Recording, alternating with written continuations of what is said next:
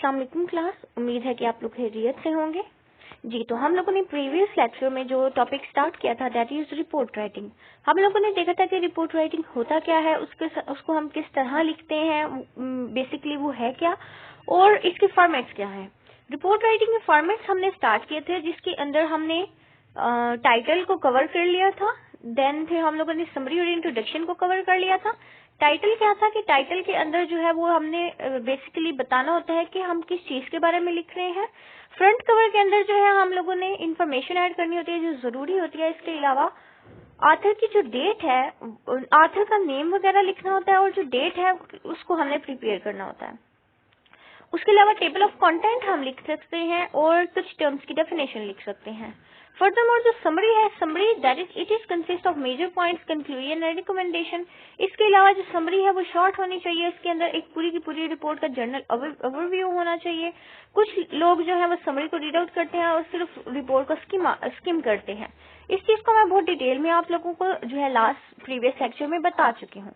अब इंट्रोडक्शन की जब हम बात करते हैं तो फर्स्ट पेज पर जो है इंट्रोडक्शन के अंदर, रिपोर्ट के अंदर बहुत जो है इंट्रोडक्शन बहुत इंपॉर्टेंट होता है। इंट्रोडक्शन के अंदर हम एक्सप्लेन करते हैं अपनी प्रॉब्लम को। उसके अलावा हम रीडर को जो है वो इन्फॉर्म किया जाता है, रीडर को कि रिपोर्ट जो है वो क्यों लिखी जा रही है। ये सारी की सारी चीजें जो है वो हम इंट्रोडक्शन में लिखते हैं, जिसके अंदर हमारे पास टाइटल सेक्शन आ जाता है। उसके बाद हमने डिटेल्स के बारे में एक्सप्लेन करना होता है और हमने बताना होता है कि रिपोर्ट को हमने किस तरह अरेंज करना होता है। फर्दरमोर आज हम बॉडी की बात करते हैं कि बॉडी क्या होता है। This is the main section of the report. The previous section needed to be written in plain English, but this section can include technical terms and jargons from your industry. There should be several sections, each clearly labeled, making it easy for reader to find the information they seek. Information in a report is usually arranged in order of importance, with the most important information coming first. Alternatively, you might choose to order your points by complexity or time. Ji,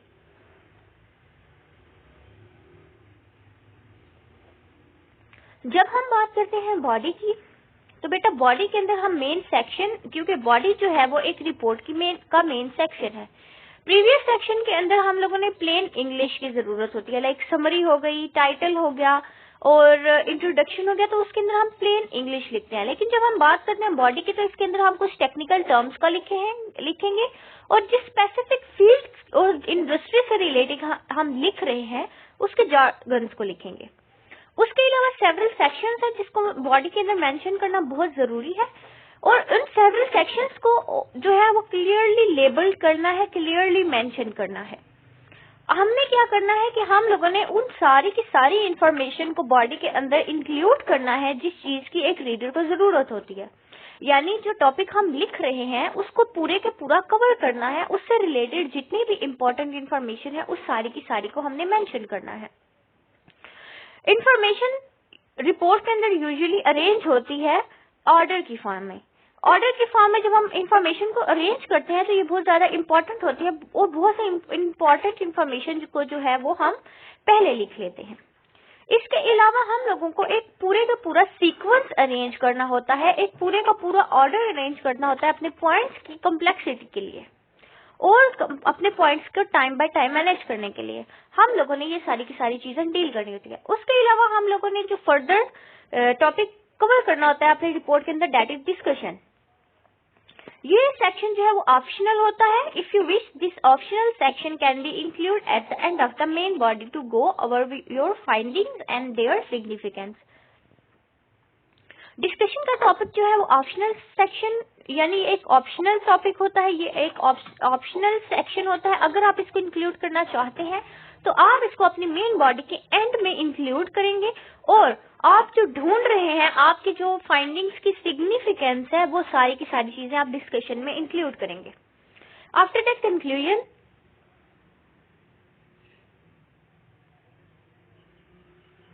this is where everything comes together.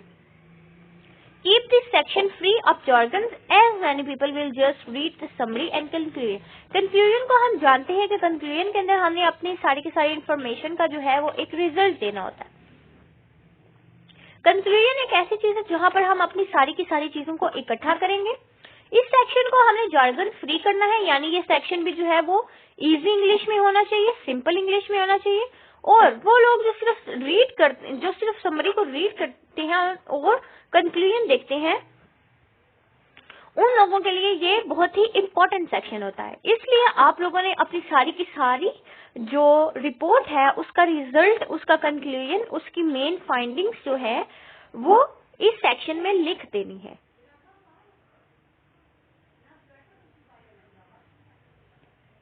क्योंकि बहुत से लोग सिर्फ जो है वो scheme करते हैं रिपोर्ट को और समरी को रीड आउट कर लेते हैं, और बहुत से लोग क्या करते हैं कि सिर्फ समरी को रीड आउट करते हैं और कंक्लूजन को रीड आउट करते हैं, बाकी सारी की सारी चीज को छोड़ देते हैं।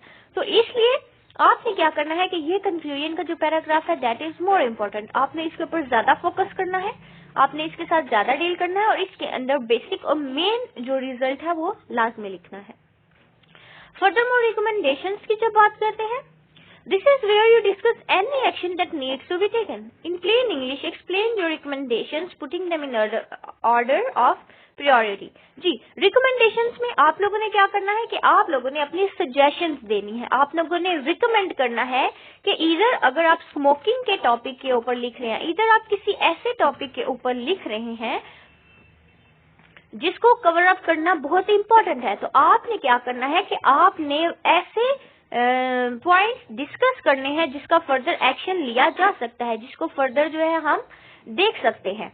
आप लोगों ने रिकमेंडेशन जो है वो प्लेन इंग्लिश में लिखनी है और एक्सप्लेन करना है अपनी रिकमेंडेशंस को, और इस तरह इसको एक्सप्लेन करना है कि आपकी रिकमेंडेशन आपकी प्रायोरिटी होनी चाहिए, यानी रीडर जो है जो आपकी रिकमेंडेशंस को पढ़ रहा है वो इस चीज को कंसीडर करे, इसको प्रायोरिटी समझे और उसको जो है वो सुने भी और उसके ऊपर आगे फर्दर अमल भी करे। जी, आगे आज हम बात करेंगे रिपोर्ट प्रेजेंटेशन की।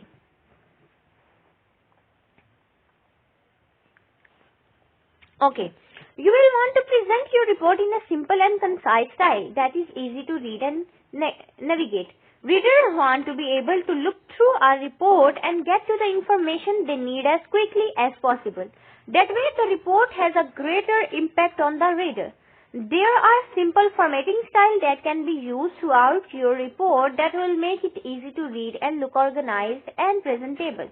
जी, रिपोर्ट प्रेजेंटेशन की जब हम बात करते हैं, रिपोर्ट प्रेजेंटेशन बेटा बहुत ज्यादा इंपॉर्टेंट होती है। रिपोर्ट प्रेजेंटेशन को जो है जब हम अपनी रिपोर्ट को रिप्रेजेंट करना चाहते हैं किसी के सामने, यानी प्रेजेंट करना चाहते हैं किसी को के सामने, तो हमें चाहिए कि हम अपनी रिपोर्ट को सिंपल रखें, कंसाइज स्टाइल में रखें, जो कि रीडर के लिए रीड आउट करना इजी हो, रीडर के लिए अंडरस्टैंड करना इजी हो। रीडर चाहता है कि reader want to be able to look through our report and get the information they need as quickly as possible. जी, जो भी रीडर आपकी रिपोर्ट पढ़ने जा रहा होगा वो कोशिश करेगा कि वो आपकी रिपोर्ट के अंदर से ज्यादा इन्फॉर्मेशन हासिल कर सके और जितनी जल्दी वो जितना पॉसिबल हो सकता है उतनी ज्यादा इन्फॉर्मेशन को हासिल कर ले।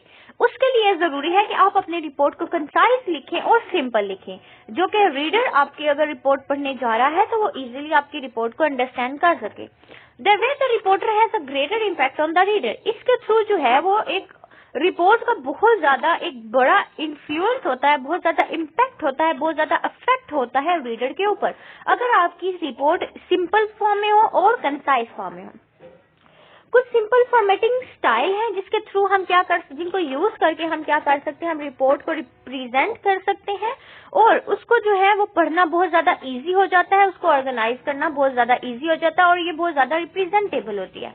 For example, font, use just one font in your report. An easy to read font such as Arial and Times New Roman is best for reports.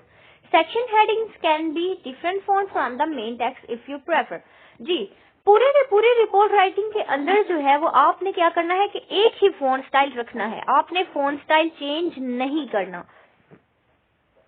जब आप रिपोर्ट लिख रहे होंगे, यानी जब वर्ड के ऊपर आप रिपोर्ट टाइप करते हैं, तो आपने एक ही फॉन्ट स्टाइल रखना है।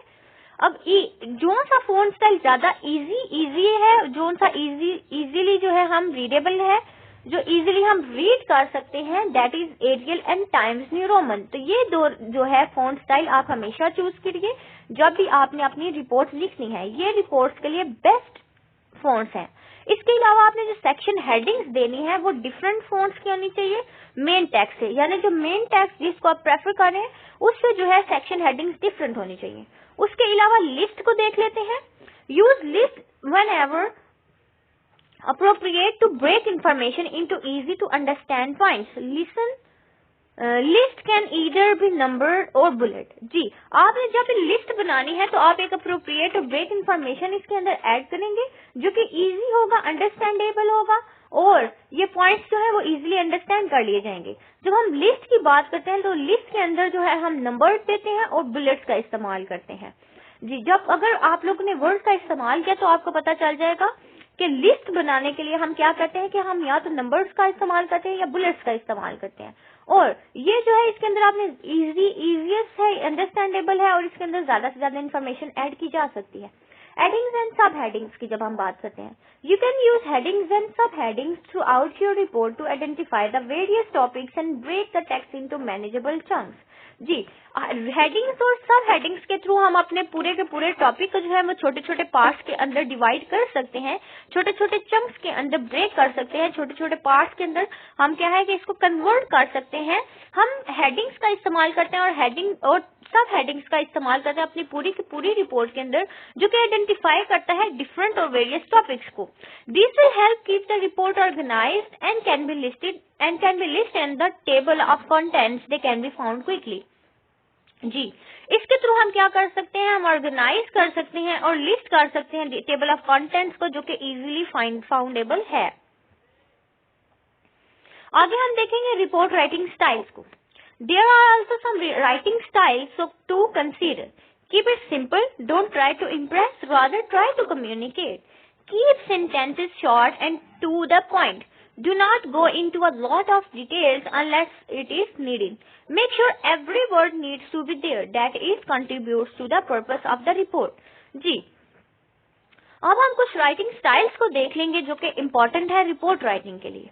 यहाँ पर कुछ राइटिंग स्टाइल्स हैं जो कि जिनको मैंने लिखा हुआ है, जिनको मैंने मेंशन किया हुआ है, आप वो चीजें देख लीजिए। Keep it simple, don't try to impress. जी, आप मुश्किल इंग्लिश का इस्तेमाल करके, मुश्किल वोकेबलरी का इस्तेमाल कर कर रीडर को इम्प्रेस करने की कोशिश करते हैं, तो ये काम आपने नहीं करना। आप इम्प्रेस करने की कोशिश ना कीजिए, रिपोर्ट के अंदर आपने कम्युनिकेट करने की कोशिश करना है। यानी आपने कोशिश करनी है कि जो टॉपिक जिसके साथ आप डील कर रहे हैं, जो एक मेजर प्रॉब्लम जिसके ऊपर आप लिख रहे हैं, वो फर्दर पर्सन को अंडरस्टैंडेबल हो, नेक्स्ट पर्सन उसको जो है वो प्रायोरिटी, आपकी रिकमेंडेशंस को प्रायोरिटी समझे, यानी आपकी जो बात है वो अगले बंदे तक इजीली पहुंच जाए और वो उसको अंडरस्टैंड करे। उसके लिए आपने इसको, अपनी रिपोर्ट को इजी और सिंपल रखना है। इसके लिए आपने प्रॉपर एक मुश्किल किस्म की वोकेबलरी या मुश्किल फॉन्ट स्टाइल या मुश्किल लैंग्वेज का इस्तेमाल नहीं करना। Keep sentences short and to the point. Do not go into a lot of details unless it is needed. जी, आपने अपने सेंटेंसेस को बहुत कॉम्प्लेक्स या कंपाउंड सेंटेंसेस नहीं बनाना। आप कोशिश कीजिए कि आप अपने सेंटेंसेस को शॉर्ट रखें और आप अपने सेंटेंसेस को टू द पॉइंट लिखें, यानी एक्स्ट्रा और अननेसेसरी डिटेल्स को आपने ऐड नहीं करना और बहुत ज्यादा डिटेल डेप्थ में नहीं जाना, डिटेल में नहीं जाना जब तक उसकी जरूरत ना हो। Make sure every word needs to be there, that is contributes to the purpose of the report. जी, आपने इस चीज की श्योरिटी रखनी है, आपने इस चीज को क्लियर कर लेना है कि आप वो वाली इंफॉर्मेशन ऐड करें जिसकी जरूरत है। वो सारे के सारे वर्ड रिपोर्ट के अंदर जरूर होने चाहिए जो कि रिपोर्ट के पर्पस में कंट्रीब्यूट कर रहे हैं, यानी जो रिपोर्ट लिखी जा रही है उसका मकसद पूरा कर रहे हैं, आपने वो वाले वर्ड्स लिखने हैं। Furthermore, use the active voice. Active voice make the writing move smoothly and easily. It also use fewer words than the passive voice and gives impact to the writing by emphasizing the person or thing responsible for an action. जी, active voice आपने क्या करना है, आपने make sure करना है कि जब भी आप राइटिंग लिख रहे हैं तो आप अपनी राइटिंग को स्मूथली और इजीली लिखें। और एक्टिव वॉइस जो है वो आपकी राइटिंग को बहुत ज्यादा स्मूथ और इजी बना देता है, क्योंकि एक्टिव वॉइस में आप बहुत सिंपल सेंटेंसेस लिखते हैं और डायरेक्ट बात करते हैं। क्योंकि अगर आप कुछ वर्ड जो हैं इस्तेमाल करेंगे और पैसिव वॉइस का इस्तेमाल करेंगे, अगर आप कुछ फ्यूअर वर्ड्स इस्तेमाल करेंगे पैसिव वॉइस की जगह पर, यानी आप एक्टिव वॉइस का इस्तेमाल करें एक्टिव वॉइस की जगह पर, तो ये जो है ये इम्पैक्ट डालता है आपकी राइटिंग के ऊपर और एम्फेसाइज करता है एक पर्सन को जो कि रिस्पॉन्सिबल होता है किसी भी एक्शन के लिए, यानी फर्दर जो आप रिकमेंडेशन दे रहे हैं, जो किसी पर्सन ने उसके ऊपर एक्शन करना है।